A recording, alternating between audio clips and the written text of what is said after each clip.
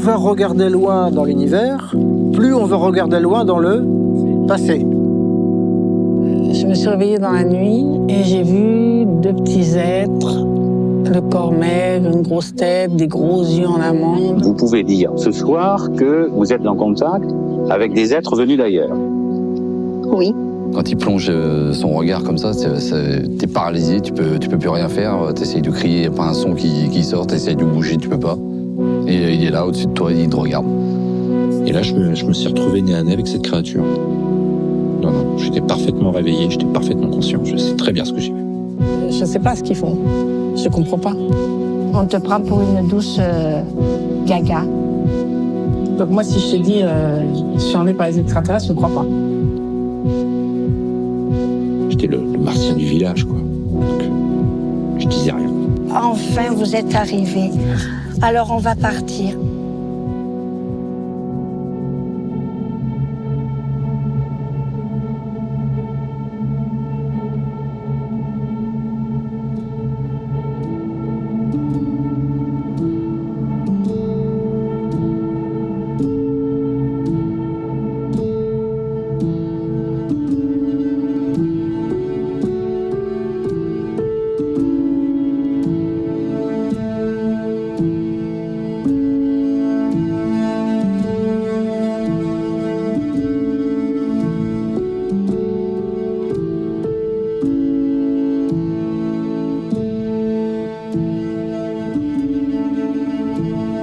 Quand j'étais une petite fille, j'étais fragile de santé.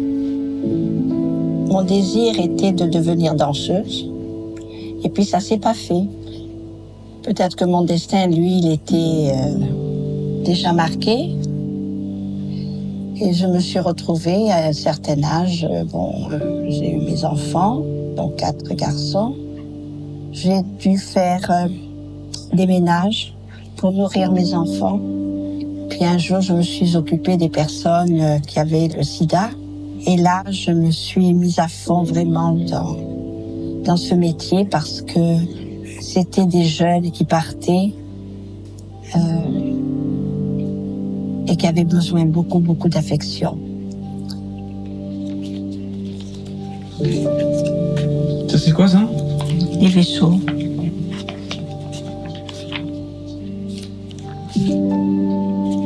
Et ça, c'est eux qui te l'ont fait dessiner. Et comment ça se passe? Ils te font... Ah ben c'est comme ça vient de suite. Si je commence à écrire, admettons, normalement, et puis tout d'un coup, ma main, elle part dans ces écritures-là. Je commence par une écriture normale, et puis après, ça déraille. Dans un sens, je suis une femme ordinaire, je suis Madame Tout-le-Monde. Mais malgré tout, je ne suis pas Madame Tout-le-Monde parce que j'ai des contacts avec des êtres qui viennent des autres planètes.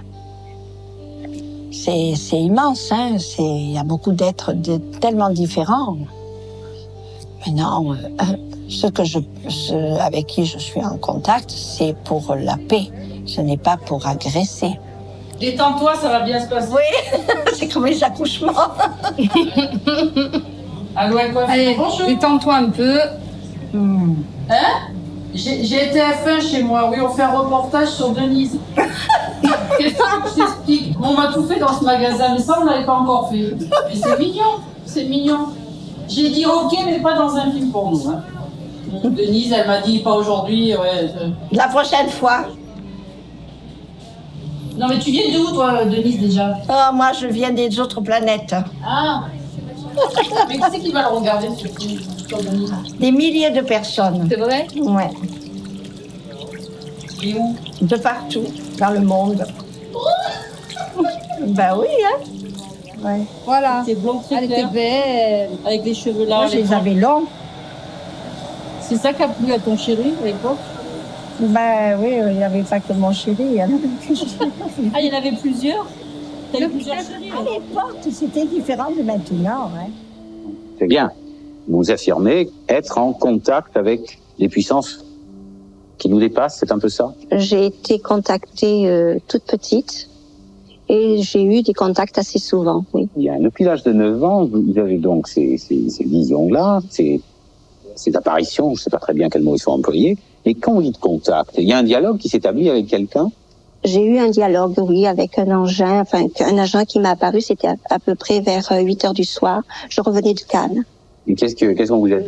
Ils m'ont posé la question, c'est-à-dire que... Ils m'ont, vous dites? Oui, parce qu'ils étaient plusieurs. Ils m'ont posé la question, pourquoi le peuple de cette terre utilisait la bombe nucléaire? Moi, je ne savais pas quoi répondre, je ne savais pas quoi dire. Je dis, je ne sais pas pourquoi. Je dis, moi, je suis qu'un petit bout de femme, je ne peux pas vous répondre à cette question. Et pourquoi on vous a choisi, vous, pour un éventuel dialogue venu d'ailleurs? Peut-être pur hasard. Pur hasard.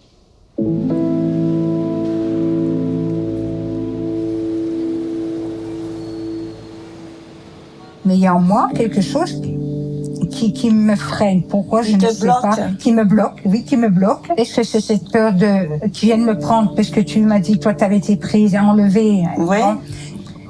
D'une certaine manière, s'ils sont capables de le faire, comme tu dis, en douceur et avec beaucoup de... Mais bien sûr. J'aimerais bien vivre une expérience. À moins que tu tombes sur des êtres agressifs. Que tu te sens par moment c'est-à-dire entre deux mondes, tiraillés entre deux mondes. On m'emmène dans des endroits où je vois des choses tout à fait différentes. Et puis après, on m'instruit, on me fait comprendre certaines choses, qui va se passer, qui va pas se passer. C'est pour ça que pour moi, c'est pas perturbant, mais par moments, je me dis, Je pense qu'intellectuellement, nous sommes très inférieurs, je vais même dire, à eux, et qu'eux sauront comment faut prendre les choses pour justement transformer tout ça. Moi, je pense qu'ils viendront chercher quelques personnes sur Terre. Ceux avec qui je suis en contact, de toute façon, ils disent, ils vont prendre certains êtres qui sont déjà choisis, donc ils viendront les chercher. Je vous regarde tous les deux, là. Et au moment où je vous regarde, vous êtes en train de sourire, c'est-à-dire que vous avez dû passer votre temps à sourire en entendant notre conversation. De toute manière, c'est difficile sur un témoignage comme ça de dire quoi que ce soit. C'est un problème, disons, inhérent à la personne. Moi, ce que je remarque, c'est qu'il y a toujours des stéréotypes qui reviennent. Ce qui est intéressant, c'est que ce sont toujours les mêmes. Donc, une personne qui est contactée par pur hasard, ensuite les extraterrestres, quelle que soit leur forme, qui se plaignent, entre guillemets, du fait qu'on utilise la bombe nucléaire. Il y a toujours une connotation. Par exemple, là, la soucoupe, elle était blanche. Blanc, c'est le symbole de la pureté. Enfin, je crois qu'il y aurait pas mal à discuter là-dessus. C'est vraiment une symbolique qui revient un petit peu tout le temps. Ceci dit, c'est pas parce qu'il y a des facteurs constants, des constantes, que cela prouve le phénomène. Hein. Je veux dire, ce sont deux choses différentes. Cela prouve qu'il y a des gens qui prétendent voir quelque chose. Je suis très matérielle. Je ne crois que ce que je vois. Donc, ce que j'ai vu, je le crois. Maintenant, chacun est libre de penser comme il veut. Les puissances dont vous parliez au début de l'émission, avec lesquelles vous dites être en contact depuis toute petite, au moins 9 ans, je crois, hein, au moins 9 ans. Ouais. Bon, pas se fâcher quand même. Non. Quand même pas. Bon, vous nous direz s'ils sont en colère. Enfin, je rappelle que vous n'avez plus eu de signes depuis 2 ans. Oui. Alors peut-être qu'ils se désintéressent complètement de nous. Allez donc savoir.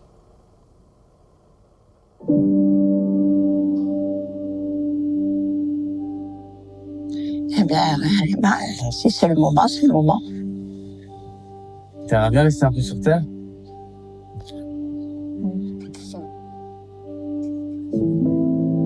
Non, je n'aimerais pas... Je ferai tout pour que la planète, elle soit belle, encore plus belle. Parce que nous, on n'est que des locataires.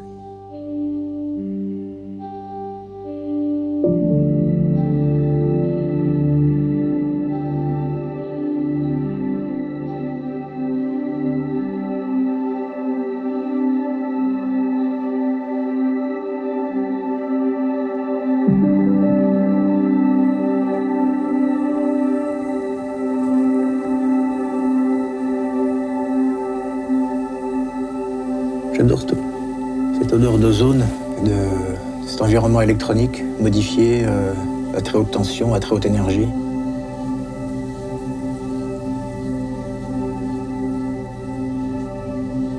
Ça, c'était pour mes ateliers sur le soleil. Je fais des ateliers pour les scolaires avant. Ça me permettait d'expliquer Est-ce que c'était le plasma en fait?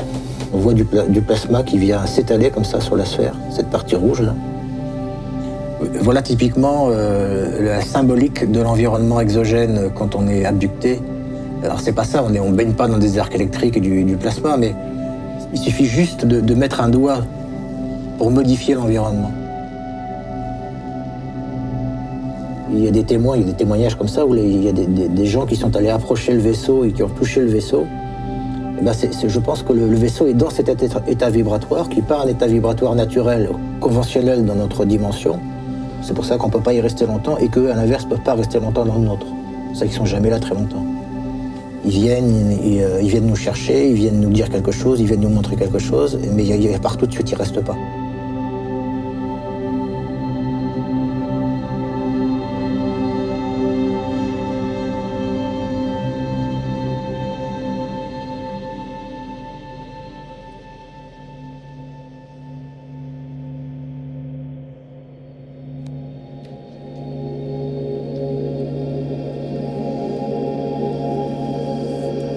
Donc là, on est en train d'écouter des sons, entre guillemets, émanant du système solaire, et là en particulier du Soleil. Alors c'est des ondes radio qui sont codées en fréquences sonores. On s'aperçoit que ces ondes radio, en fait, sont harmoniques.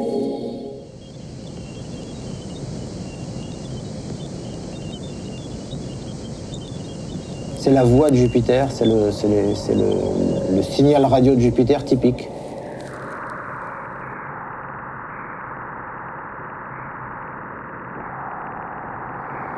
Sa voix radio à la Terre, c'est quelque chose qui parle plus qu'il ne chante.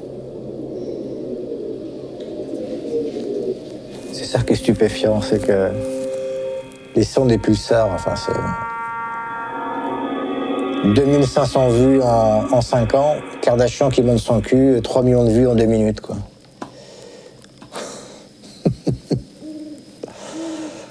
On n'est pas sorti de l'auberge.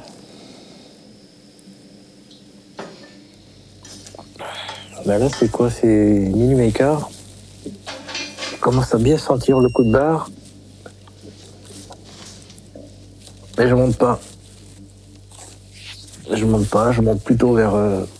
Il faut vraiment que je tombe. J'ai 60 ans et ça fait plus de 50 ans que ça dure. Je me couche le plus tard possible. Alors après, quand j'ai été autonome et adulte... J'ai fini par repousser ça à 11h, minuit, 1h, 2h. J'ai pris cette habitude, c'est un rythme. Et c'est épuisant.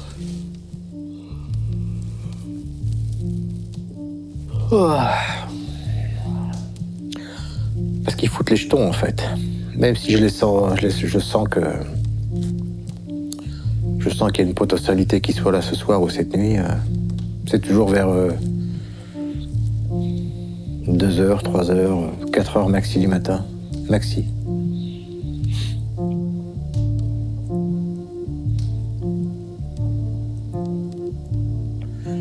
C'est peut-être cette vibration. La lumière bleue, ça m'apaise. Au contraire. Mais juste avant, il y a cette espèce de...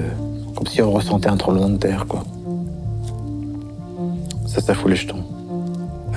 Et surtout quand on vit dans sa grotte comme ça, célibataire, isolé... parce que c'est une construction de protection. Là, je remplis ça avec... j'absorbe de la connaissance tout le temps. J'absorbe des données, des connaissances. C'est un des logiciels, il s'appelle ISS Detector, qui permet de prévoir le passage de la Station Spatiale Internationale au-dessus de Cercier-de-Canes. Et elle passera à 29 degrés nord, je pense. Donc elle passera par là. Bon, station spatiale. Hein?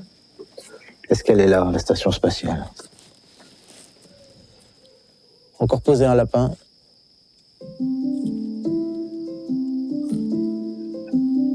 Bon, si vous venez ce soir, vous apportez les croissants, les mecs? Bah, un minimum. Vous me devez bien ça. Bon. Ça les empêchera pas de venir. Hein. Ils ont même pas la décence de sonner, d'ailleurs. Je vais pas me coucher soulagé en me disant ah, je vais me coucher, enfin c'est chouette.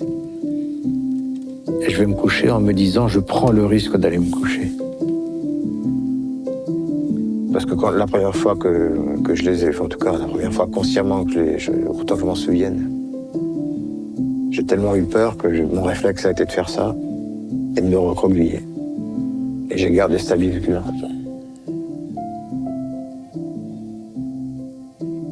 Mais j'ai le souvenir d'y être à cet endroit-là. Donc sur une table, systématiquement, une espèce de table d'opération. C'est très, il n'y a pas de fioriture, c'est très froid, c'est très cubique, c'est très, voilà, tout est rationalisé, tout est, les éclairages. Je sais pas comment décrire ça. Encore une fois, il n'y a pas de mots. C'est à la fois violent, mais à la fois doux, ténu. Je sais pas comment dire ça. Il n'y a jamais de végétaux, jamais de vers, de végétaux, de végétaux. D'herbes, de plantes, d'arbres, de fleurs, jamais. Et j'ai conscience qu'autour, il y en a d'autres, des tables, avec d'autres personnes dessus. Il y a de la surveillance et du prélèvement, et le prélèvement, c'est du sperme. Je pense que c'est un mystère pour personne. Je vais le dire comme ça, mais c'est pas exactement ça, mais je vais le dire comme ça. En gros, j'ai pas le droit de faire l'amour avec quelqu'un d'autre qu'avec eux. Je peux pas le faire avec n'importe qui, n'importe quand, n'importe quoi. C'est juste pas possible. Je suis pas libre de ma sexualité. Si ces abrutis m'avaient pas prélevé de sperme ou autre chose,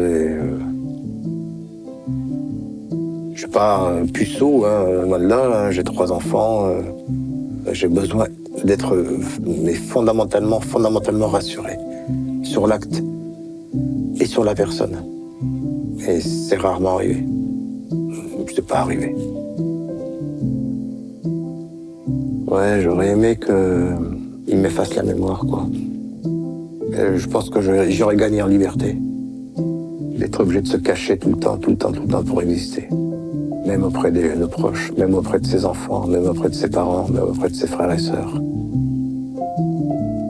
En fait, on vit comme ça.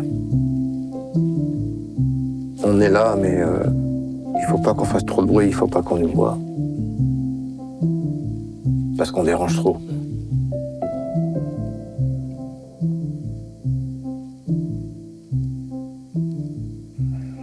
Et moi, j'ai plus envie de vivre comme ça.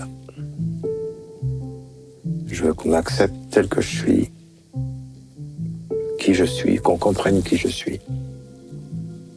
Donc je vous dis qui je suis. Si ça plaît pas, tant pis.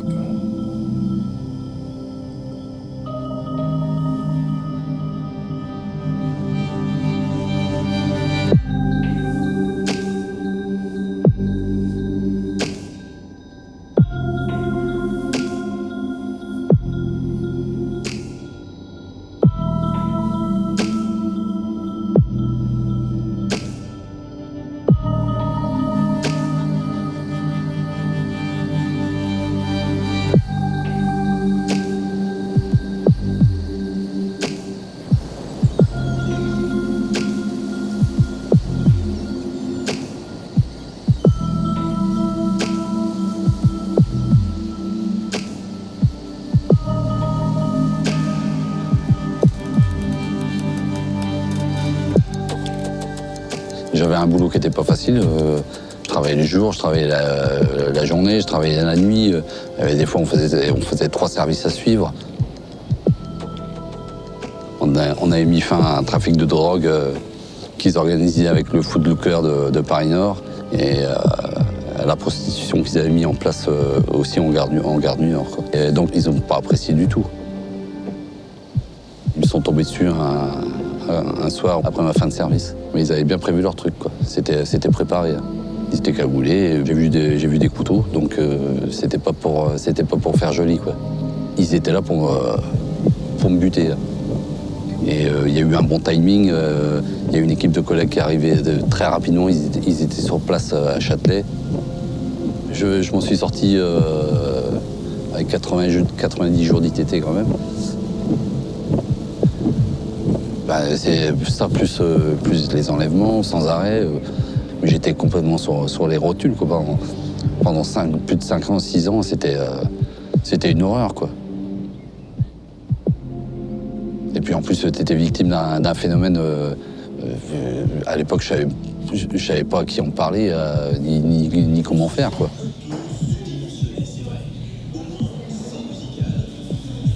Mes filles, je sais qu'elles sont contactées aussi.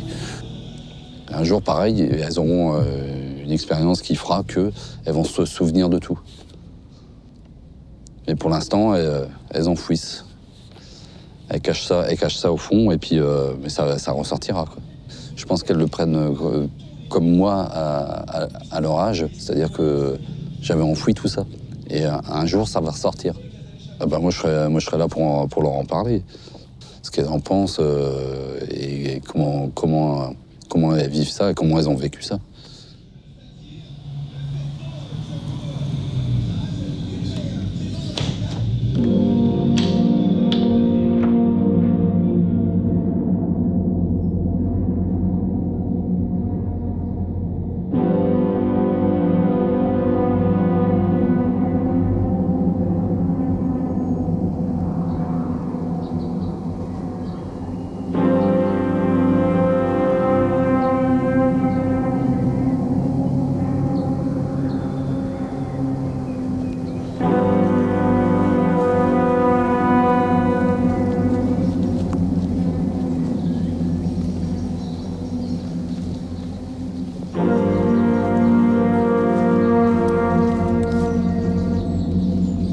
Les contacts et les enlèvements se sont enchaînés jusqu'à... Pendant une semaine, tous les jours, c'était quotidien, quoi. C'était devenu pratiquement quotidien. Ouais. Et donc, c'était moi, et après, je me suis rendu compte que c'était ma femme aussi. Et quand j'ai eu des enfants, c'était les enfants aussi, quoi. Donc, plus ça allait, et plus c'était dur à vivre, quoi. Dur à vivre et on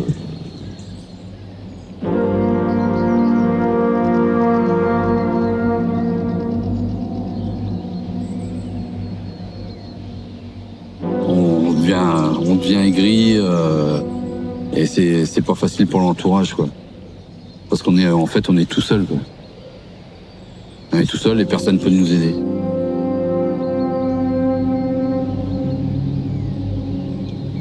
Ça me file carrément, tu vois, il me file de l'émotion. C'est un truc incroyable. Comme s'il me disait que ça faisait longtemps que j'étais pas venu, quoi. Trop longtemps. On a tendance à devenir parano. Même si on croit qu'on devient fou quand on a une maladie mentale, mais on se persuade du contraire juste après. Et puis quand ça arrive, on se redit bah non, c'est des conneries, c'est ma tête, c'est moi qui vais pas bien. Et puis on dit des trucs, et puis on a l'impression que des gens vous observent, qu'on a l'impression d'être surveillé, on a l'impression d'avoir des micros à la maison, tout un tas de conneries comme ça, quoi. Et bon, ça aide pas, quoi. Ça aide pas du tout. Et puis jusqu'au moment où on pète les plombs. Et en 2005, j'ai pété une durite. J'en pouvais plus, donc j'ai décompensé, quoi. Au boulot avec mon arme de service, quoi. Je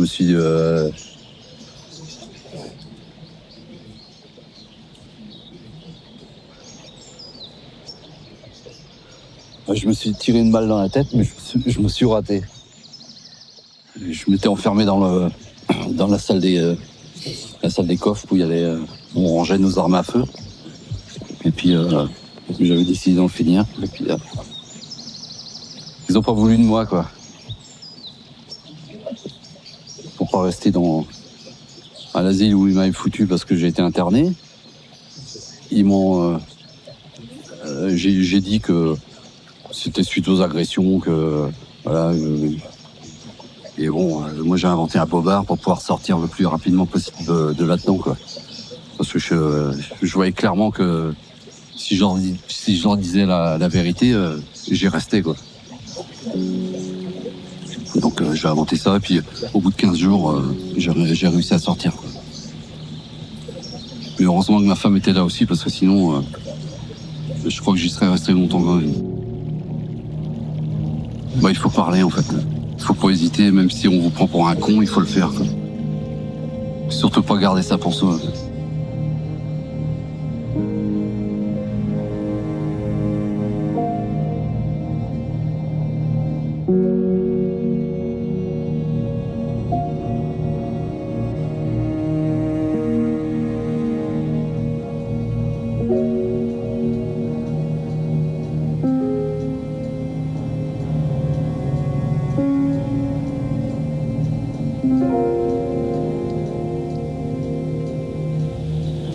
Les fils là où il m'a fait.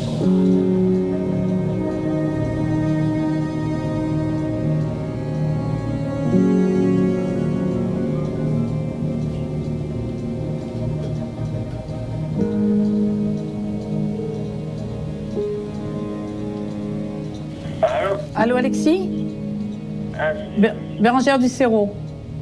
D'accord, pas de problème. Est-ce que je peux vous expliquer comment fonctionne le Cerro?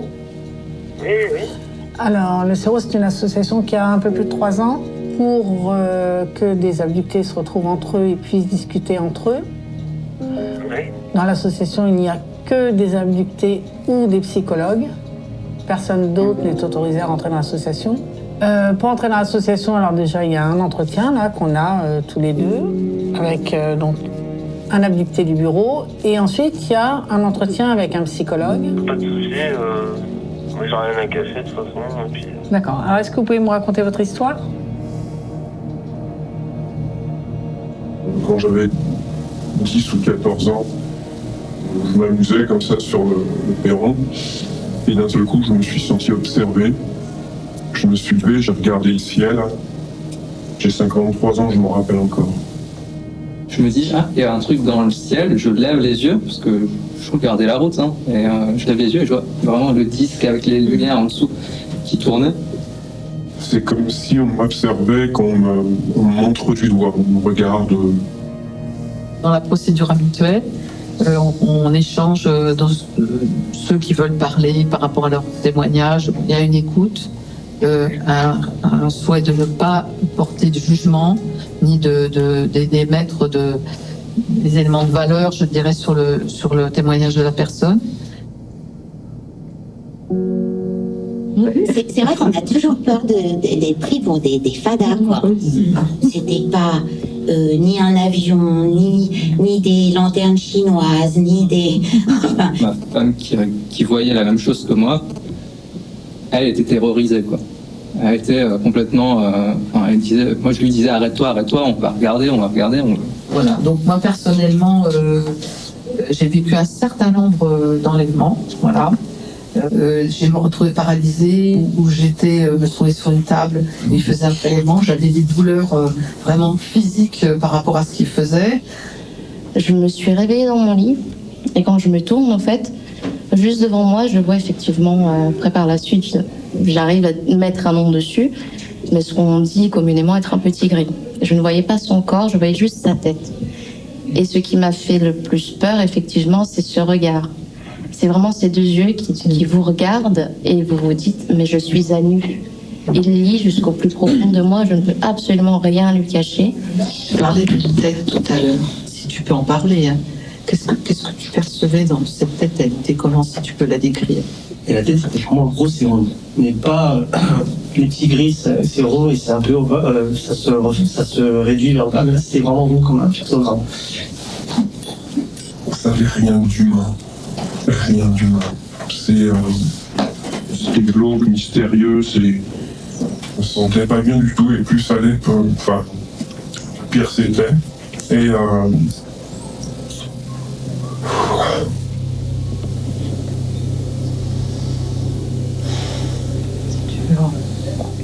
pause et puis tu reviendras tout à l'heure sur ton récit. Je me voyais me débattre dans tous les sens, juste à côté de mon conjoint qui dormait profondément. Donc c'est vraiment cette bataille entre le rationnel et l'irrationnel où on se dit c'est pas réel, mais en même temps je suis en train de vivre quelque chose qui ne peut pas ne pas être réel. C'est dur à expliquer, je pense que vous le savez tous. Et que c'est comme une décharge, en fait, tu vois, au moment où tu racontes des émotions qui restent un peu inscrites dans le corps. Est-ce que ça répond à ce que tu peux ressentir ou il y a autre chose que tu perçois dans cette émotion qui est là, cet tremblement? Cette froideur, c'est-à-dire que c'est analytique. Or, nous, en tant qu'être humain, on a un cœur.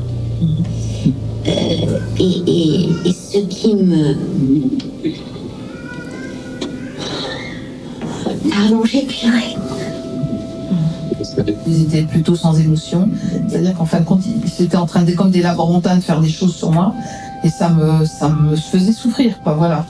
Après, le but, et le but général, je dirais, terrestre, par rapport à ce qu'ils font sur un certain nombre de personnes, on le cherche. Voilà. Donc, les êtres, il y a eu des bienveillants et d'autres moins. Je n'arrivais pas à dormir. Je me retrouvais dans mon lit à trembler comme une feuille morte, à me dire j'ai pas envie de dormir, je sais pas ce qui va se passer. J'ai hurlé et je donnais des coups de pied partout et je me débattais avec les bras. Et j'ai hurlé des insultes comme ça va me pas enculé, enfin voilà. Mais C'est-à-dire que la seule chose que je me souviens après m'avoir répété ça, je ne sais combien de temps, c'est pas réel, c'est de m'être retrouvée en train de flotter dans l'univers, en train de voir notre galaxie. Et c'était quelque chose de magnifique, vraiment de fabuleux, mais en même temps, comment expliquer ça de manière rationnelle à des gens qui sont en train de te dire non, tout ce que tu as fait, c'était un rêve. J'espère que vous n'allez pas me trouver encore plus bizarre. Mais il y a eu effectivement des montées d'amour qu'on n'arrive pas à expliquer. Et à la suite de ça, j'ai éprouvé une très intense sensation de viol. Et après, sans rien comprendre, une sensation comme de fierté. Et c'est vrai que ça, j'en ai pas parlé dans mon travail extérieur normatif. Ça, alors, c'est même pas la peine d'envisager. J'ai besoin de comprendre. Ce que tu veux dire aussi, c'est qu'on a exploré, tu as exploré déjà les autres hypothèses. Oui, voilà. Ce que tu dis pourrait recouvrir d'autres choses, effectivement. Mais ça, tu t'es déjà posé. Voilà, ce qu'il y a, c'est que je me suis même posé des questions si j'avais pu être violé. Il y a rien dans ma vie qui puisse avoir une corrélation, quoi. Voilà. J'ai cherché des réponses. Et, si je suis là aujourd'hui, c'est... Peut-être qu'il y a une histoire d'abduction, peut-être pas, je sais pas. Mais explorer cette hypothèse. Ouais. Ce que j'entends, c'est que du coup, il y a une question qui s'ouvre pour toi là, et tu l'explores en fait. Hein. Tu l'explores par rapport au. Ben oui, en fait, j'aimerais comprendre ce qu'il y a autour de moi. Puis cette dimension a vraiment une influence sur ma vie. Et puis je vois qu'en fait, ça influence aussi mes comportements. Et puis par la suite, il y a eu des êtres à la peau bleue. Voilà. Donc et ceux-là, ils sont tout à fait bienveillants. C'est vraiment parce que bon, je veux pas développer sur les petits grilles et puis les insectoïdes parce que c'était toujours quand même assez difficile les enlèvements. Et puis bon, après, j'ai fait 3 séances de régression sous hypnose. Quand on va faire une régression, on va descendre pas seulement dans un événement comme un explorateur, mais récupérer aussi des émotions que j'ai pu vivre là.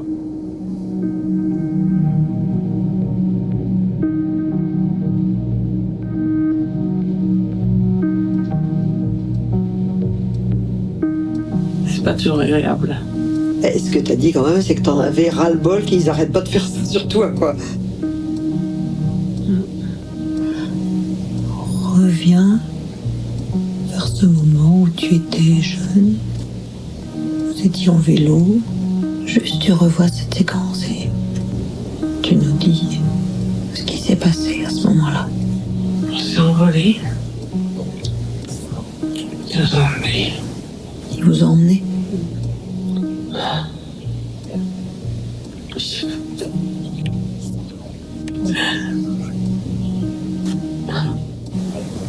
Je suis avec les pas lumière. Est-ce que tu peux nous décrire quelque chose? Mais c'est dans une opération. une salle d'opération. Ils sont trois. Et qu'est-ce qu'ils font? Ils sont penchés sur vous. Oui. Ils me regardent. Je les voyais toujours quand j'étais petite. Tu les voyais aussi quand tu étais petite? Tu veux plus qu'ils te touchent? Ils travaillent sur le système de reproduction. Et qu'est-ce qu'ils cherchent, à ton avis?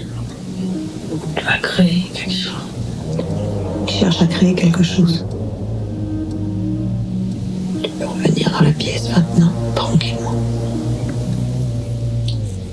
On va m'appeler Madeleine. C'est à chaque fois je pleure. Oui.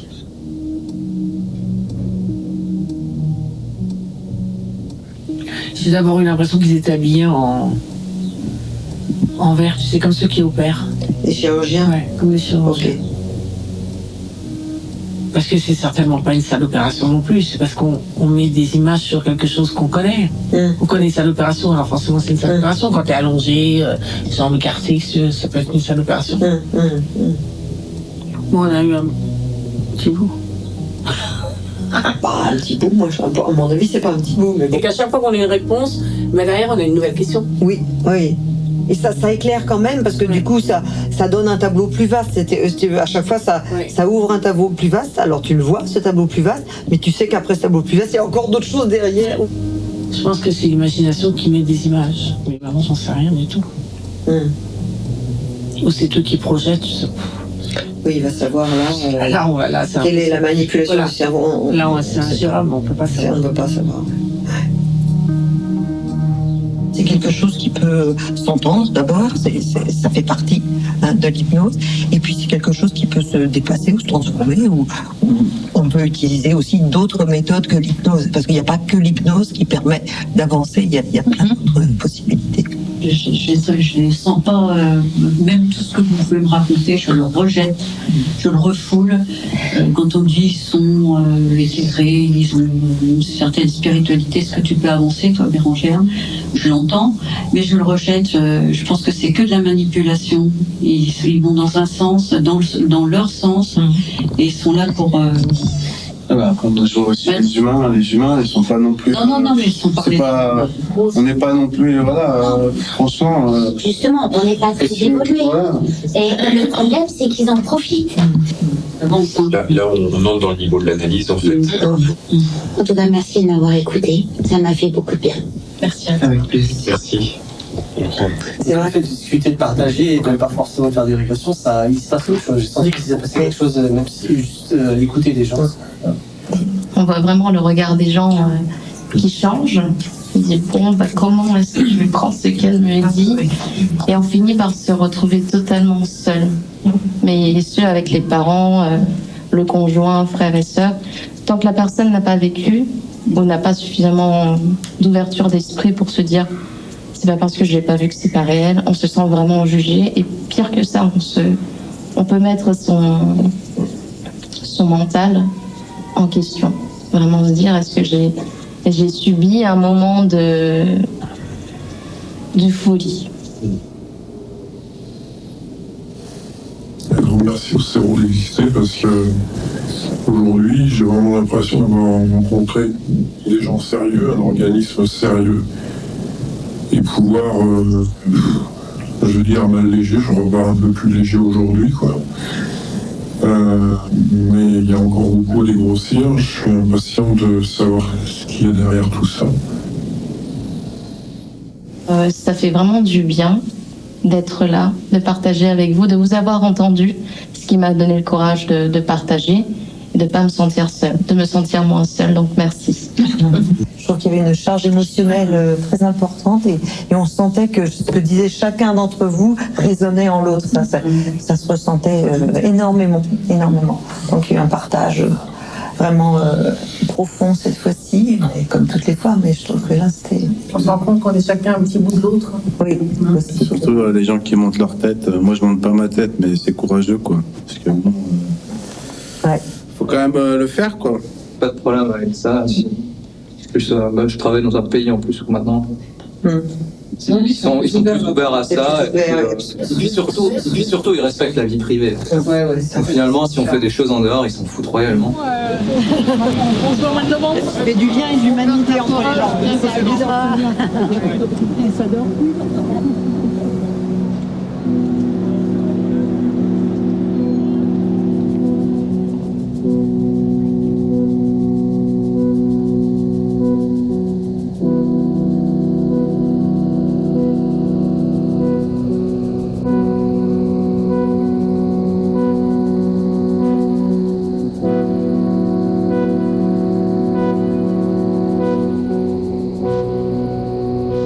T'es obligé de raconter ce que t'as vécu. Et 9 fois sur 10, qu'est-ce qui se passe? Les gens se foutent de ta gueule.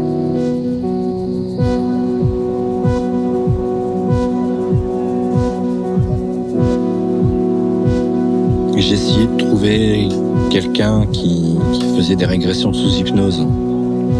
Et à chaque fois, quand j'essayais de prendre rendez-vous avec quelqu'un, j'avais été voir des hypnothérapeutes, des psychiatres. J'ai même été voir un psychiatre. Et soit les mecs ils me rigolaient au nez, soit ils me raccrochaient au nez, ils me claquaient la porte, un mur de... On n'a pas de temps à perdre. Donc, on garde ça pour soi et puis on verra bien ce qui se passe, quoi, hein, comme d'habitude.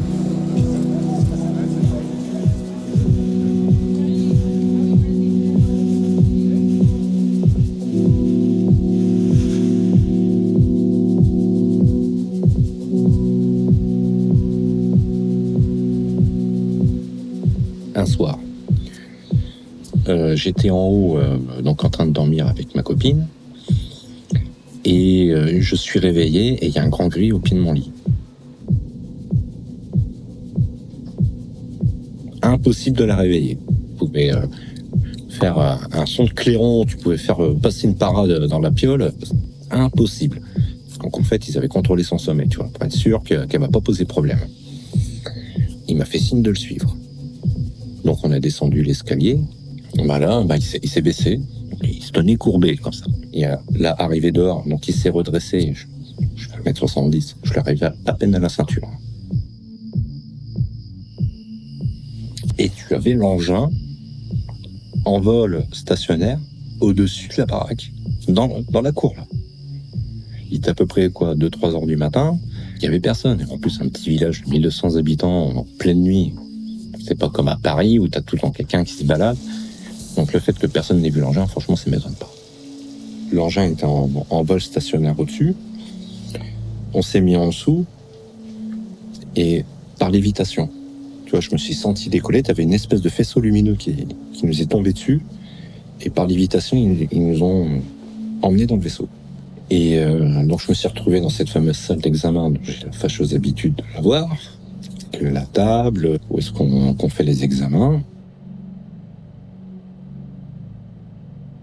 Et il m'a regardé et là, l'échange s'est fait. Là, on a discuté tous les deux. Alors c'est un peu dérangeant parce que, en fait, tout se fait par télépathie. Mais ils peuvent te construire une phrase, mais pour certaines idées, certains concepts, ils n'ont pas de mots. Donc qu'est-ce qu'ils font? En fait, ils t'envoient une image. Il t'envoie une idée, un ressenti pour l'exprimer. Et là, dans l'échange, en fait, on a posé plein de questions. Surtout moi, en fait. Donc, j'ai pu savoir d'où est-ce qu'il venait, qu'est-ce qu'il faisait là.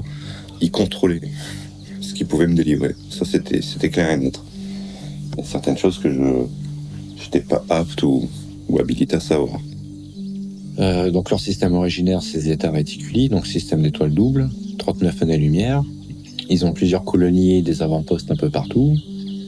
Mais ils sont principalement basés dans des systèmes où il y a déjà de la vie. Après, il y a les petits gris, qui eux sont des ouvriers, et il y a les grands gris, qui eux sont les gris originels. Ce sont les vrais gris. Eux, c'est comme celui que j'ai vu dans la Verde, 3 mètres de haut. Ça, ce sont les vrais gris. Je sais qu'ils ont un problème de population, de fécondité. Ça, c'est ce qu'ils m'ont expliqué. Apparemment, ils ont un taux de natalité extrêmement faible. Et donc, ils ont besoin de main-d'œuvre. Donc, les petits gris servent à ça. Et eux, ils sont obtenus par clonage, par manipulation génétique. Alors, ce qu'ils m'ont expliqué, c'est que ils ont adopté tout ce qui est logique et mathématique. C'est une espèce qui... tu peux jouer un morceau de Mozart, tu peux chanter une chanson devant eux, ça leur fera ni chaud ni froid. Ils rient jamais, ils chantent jamais, ils jouent jamais, ils n'ont pas de loisir du fait que ils n'ont plus d'émotion et ils cherchent justement à le retrouver. Donc tout le travail d'abduction, d'hybridation, tout ça, c'est justement pour trouver la clé de ces émotions. Alors ils viennent pas pour nous prendre de l'ADN pour leur problème de duplication, non, c'est le travail des émotions. C'est pour ça. Le travail des émotions et surveiller et nous aider à évoluer de façon intelligente. Ils savent la valeur de tout un écosystème.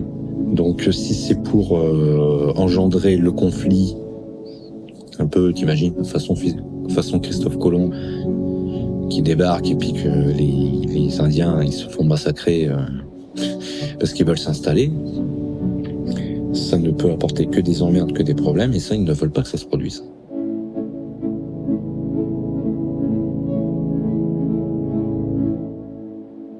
Parce qu'il n'y a pas que les gris dans l'histoire. Il y a aussi les d'autres espèces qui s'interviennent. Parce que pour l'instant, tout ce que j'ai vu, c'est des gris, et j'ai aperçu un reptilien à une occasion, mais c'est tout. Des Pléiadiens, des Acturiens, j'en ai jamais vu. J'en ai jamais vu. Maintenant, est-ce qu'ils existent réellement? J'attends de les avoir sous les yeux pour dire réellement oui, ils existent. Donc pour l'instant, comme je les ai pas vus, j'ai mis une réserve. Mais c'est qu'il y a pas tellement d'autres espèces.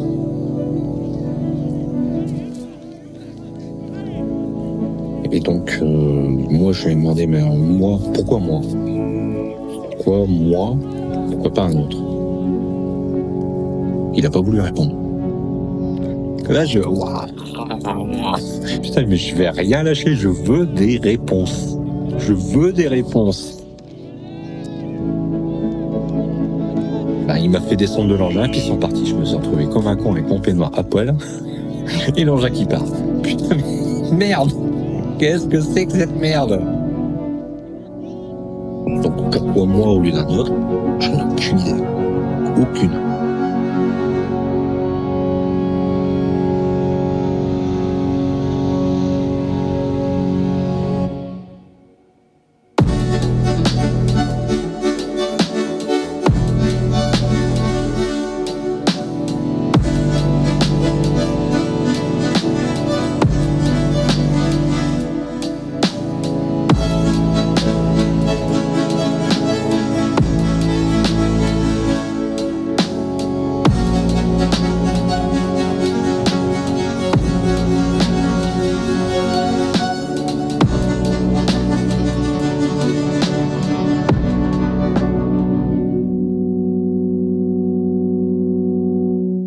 Si on nous disait, voilà, il y a des reptiliens, des gris, mais tu te rends compte, la panique? Après, tu peux créer des souvenirs aussi dans ta tête. C'est pas un rêve, moi.